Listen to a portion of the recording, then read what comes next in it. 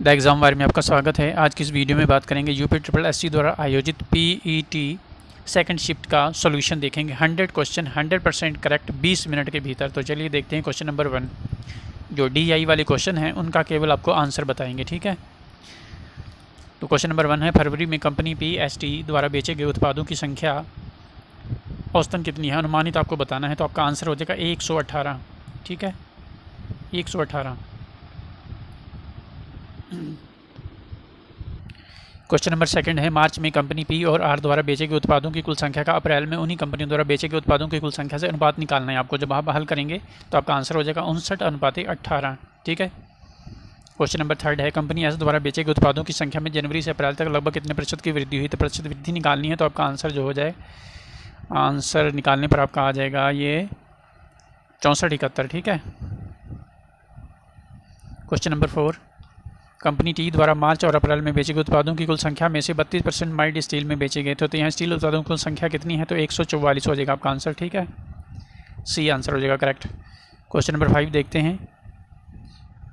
Question number 5 है, company Q द्वारा जनवरी में और मई में मिलाकर बेचे गए उत्पादों की कुल संख्या और समान महीने में कंपनी आर द्वारा बेचे गए उत्पादों की कुल संख्या के बीच में अंतर कितना है। तो अंतर निकालना है आपको। तो आपका आंसर जो है 85 आ जाएगा, ठीक है, जब हल करेंगे आप, ठीक है।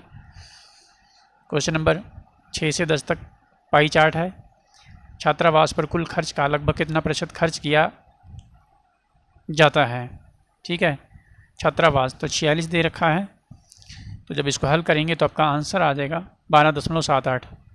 वेरी जी है, इजली फाइंड आउट हो जाएगा। क्वेश्चन नंबर 7 है, कार्यक्रम की तुलना में अनुसंधान पर लगभग कितना प्रतिशत अधिक खर्च किया जाता है। तो यहाँ पर आप हल करेंगे तो 86% आ जाएगा, ठीक है।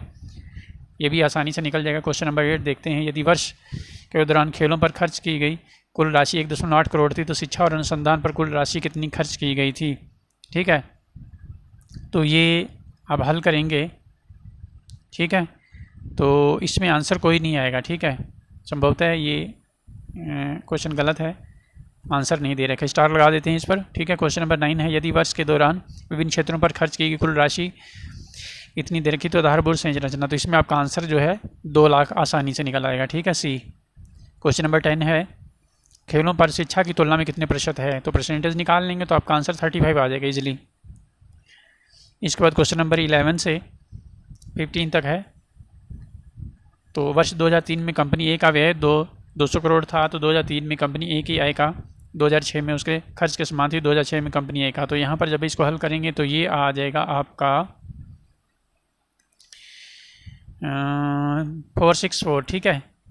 इसका आंसर 464 करोड़ आएगा। क्वेश्चन नंबर 13 है, यदि 2005 में दो कंपनी की आय समान थी तो 2005 में कंपनी ए का व्यय कंपनी बी के व्यय के अनुपात में। तो अनुपात निकालना है तो बहुत ही आसानी से निकल जाएगा। इसका अनुपात जो आएगा वो है 15:17, ठीक है। क्वेश्चन नंबर 14 है, यदि 2000 में कंपनी बी का व्यय 200 करोड़ था तो 2002 में आय कितनी थी। तो इसको जब हल करेंगे तो इसकी आय जो है आ जाएगी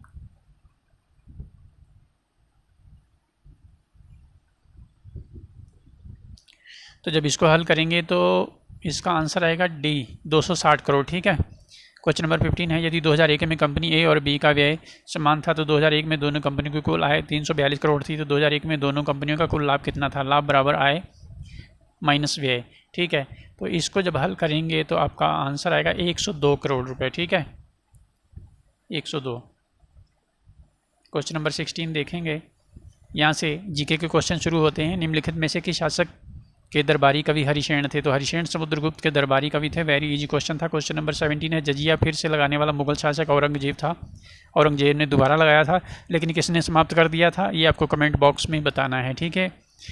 क्वेश्चन नंबर 18 है, निम्नलिखित में से किसे अंग्रेजों द्वारा शुरू किए गए सबसे महत्वपूर्ण योगदानों में से एक माना जाता है। तो रेलवे, ठीक है, बहुत ही महत्वपूर्ण कार्य और महत्वपूर्ण योगदान माना जाता है अंग्रेजों द्वारा, ठीक है। क्वेश्चन नंबर 19 है, पंचतंत्र की कथाएं। तो पंचतंत्र जे विष्णु शर्मा के द्वारा रचित है, ठीक है। क्वेश्चन नंबर 20, गौतम बुद्ध ने सारनाथ में अपना पहला उपदेश दिया था।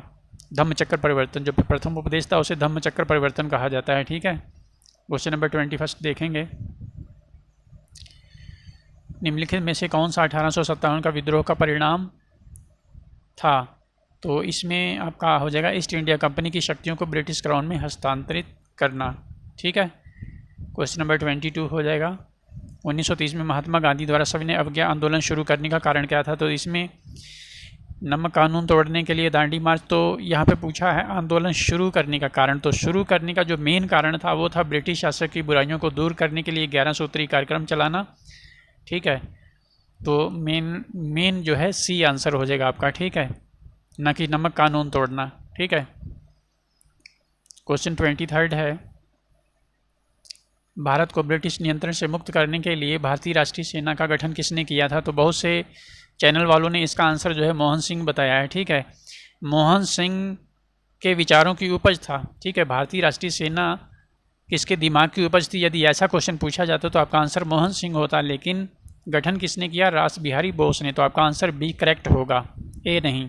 ठीक है, क्वेश्चन नंबर 24 देखेंगे। निम्नलिखित में कौन पृथ्वी का सबसे बड़ा अंतःस्थलीय जल निकाय है? तो यहाँ पर भी कुछ लोगों ने सुपीरियर झील बताया है।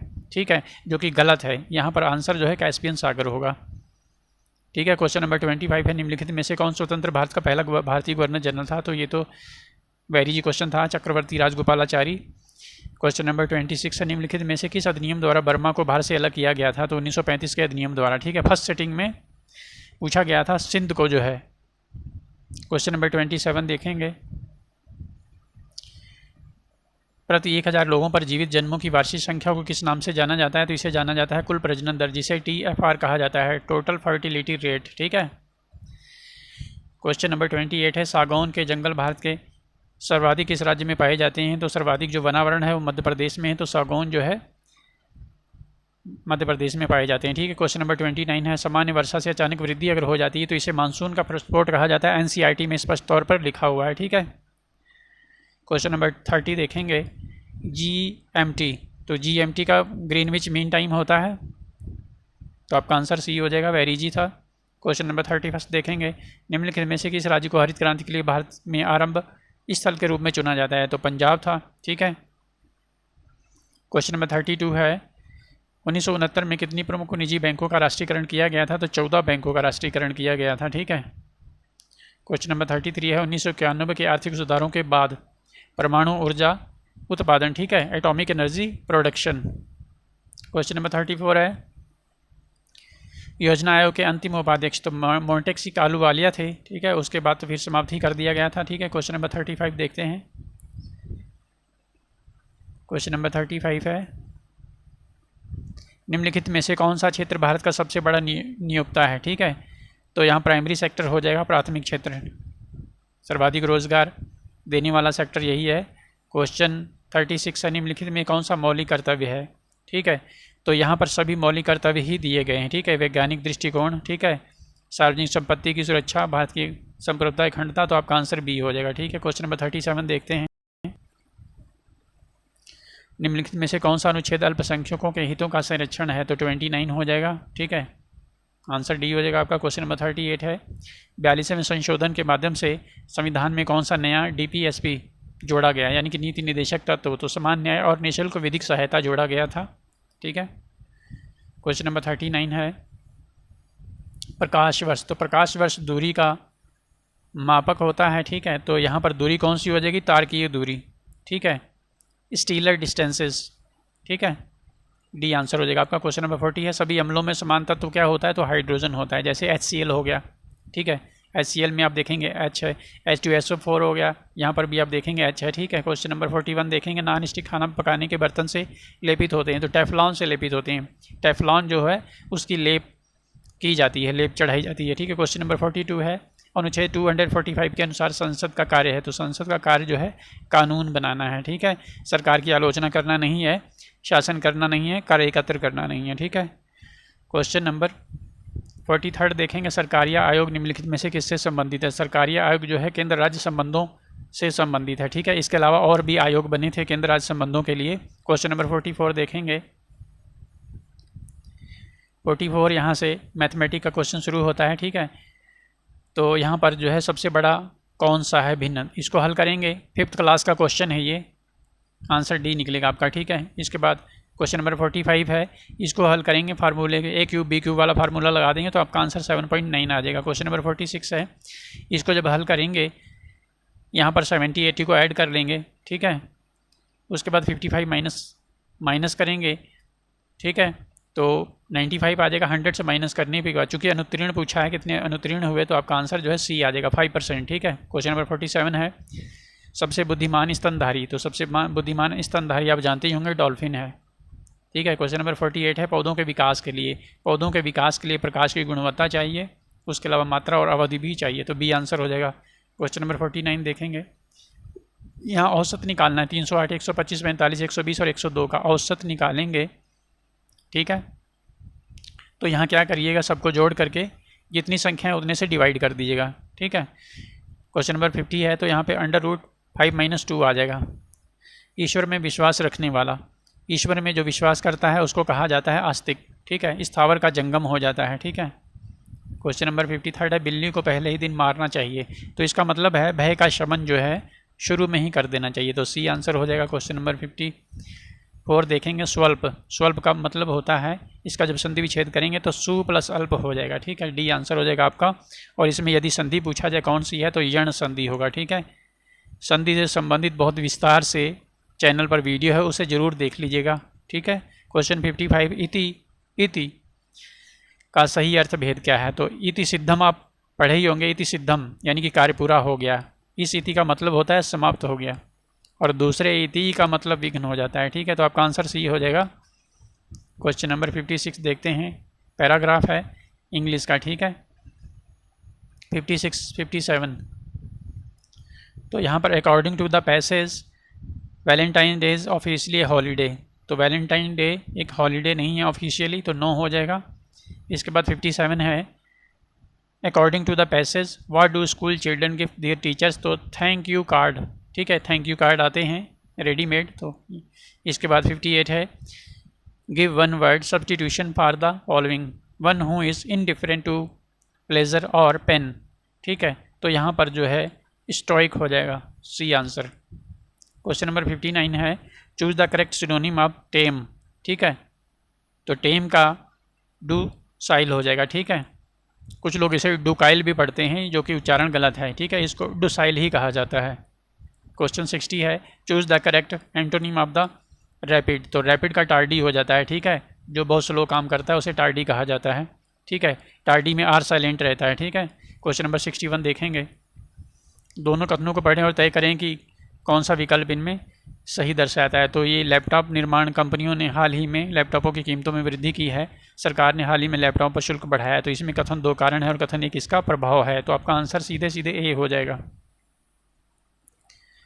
इसके बाद क्वेश्चन देखेंगे 62, एक तस्वीर की ओर इशारा करते हुए ए ने अपने दोस्त बी से कहा वह मेरी माँ के पिता की इकलौती बेटी है, तो ए फोटोग्राफ वाले व्यक्ति से किस प्रकार संबंध है, तो यहाँ पे सीधा जब संबंध हल करेंगे तो बेटा हो जाएगा आपका आंसर। 63 देखते हैं, क्वेश्चन 63 है रीजनिंग का, यदि किसी निश्चित भाषा में एक्टिव को EDUJWA लिखा जाता है, ठीक है, तो ये बहुत ही आसान है, इसको जब हल करेंगे तो आपका आंसर TGGFDD आ जाएगा, तो सी आंसर हो जाएगा आपका इसमें। 64, भारत गौरव पर्यटक ट्रेन को 2022 में रामायण सर्किट के हिस्से के रूप में भारत और श्रीलंका के बीच में, ठीक है, शुरू किया गया था, तो आपका आंसर श्रीलंका हो जाएगा, बी आंसर हो जाएगा। क्वेश्चन नंबर 65 है, भारत ने दोनों देशों के बीच में मजबूत और दीर्घकालिक साझेदारी के लिए निर्माण में चल रहे प्रयासों के लिए 75 एम्बुलेंस 17 स्कूल बसें उपहार में दी, तो अपने पड़ोसी देश नेपाल को दी थी, ठीक है। क्वेश्चन 66 है, निम्नलिखित प्रश्न पर दिए गए विकल्पों में से असंगत का चयन करना है, तो असंगत का चयन जब करेंगे तो आपका क्या आ जाएगा, जो असंगत है, तो यहाँ पर आप 3 से डिवाइड करेंगे 7 से, 301, तो 7 चक्कू 28 हो जाएगा और उसके बाद 7 तियाँ 21 हो जाएगा, ठीक है। बाकी को आप 7 से डिवाइड करेंगे तो डिवाइड नहीं होगा, तो आपका जो असंगत है वो 301 हो जाएगा। 1 जनवरी 2006 को रविवार था, तो 1 जनवरी 2010 को सप्ताह का कौन सा दिन था, तो शुक्रवार आ जाएगा, ठीक है। सिंपल फार्मूला है, 2006 से 2010 तक आएंगे तो 4 आ जाएगा, 4 में 1 और जोड़ देंगे तो 5 हो जाएगा, ठीक है। तो यहाँ पर रविवार है तो इसके आगे 5 और बढ़ जाइए, ठीक है, सोम मंगल बुध बृहस्पति शुक्र, ठीक है। क्वेश्चन नंबर 68, निम्नलिखित में से किस भारतीय राज्य ने नारी को नमन नाम से एक योजना शुरू की गई है। ठीक है, तो नारी को नमन हिमाचल प्रदेश ने शुरू की थी। इसी तरह से ठीक है और भी योजनाएं हैं जो महिलाओं पर आधारित हैं। ठीक है, नॉर्थ ईस्ट की हैं, उन्हें भी आपको पता होना चाहिए।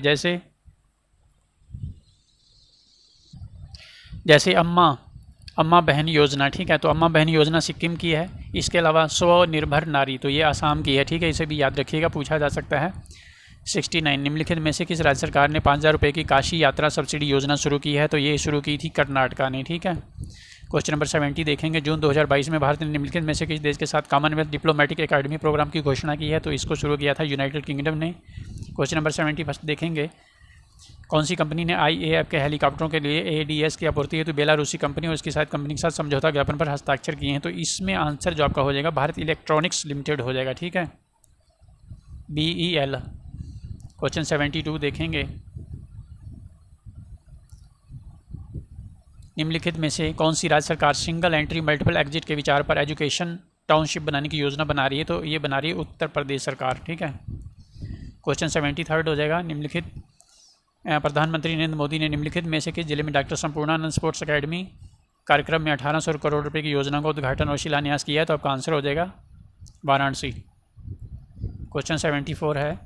किस संस्थान ने Indian booming gig and platform economy शीर्षक से एक रिपोर्ट जारी की है? तो ये रिपोर्ट जारी की थी नीति आयोग ने। क्वेश्चन नंबर 75 देखेंगे।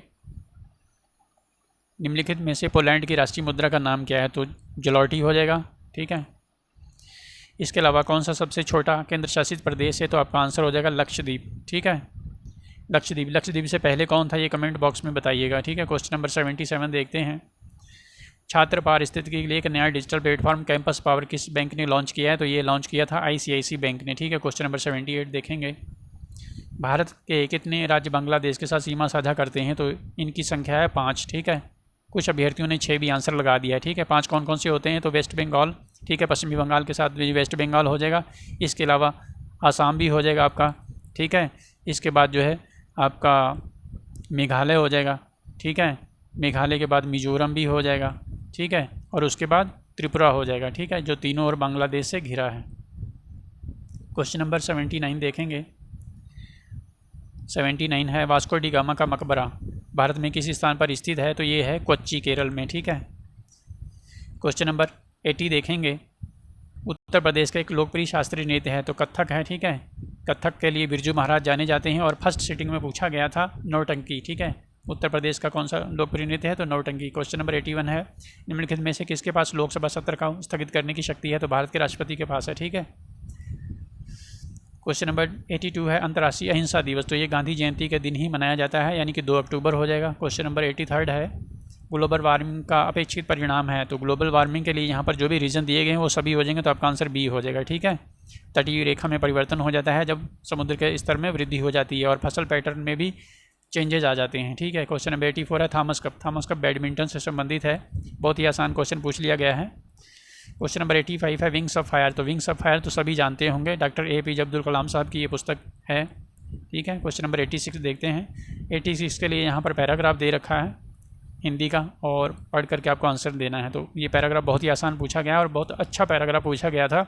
आजकल पढ़े लिखे नवयुवक विदेश क्यों जाते हैं? सर्वाधिक सबल तर्क कौन सा लगता है आपको? तो इसमें जो सबसे सर्वाधिक सबल तर्क है वो आपका आंसर सी होना चाहिए। ठीक है, क्वेश्चन नंबर 87 देखते हैं।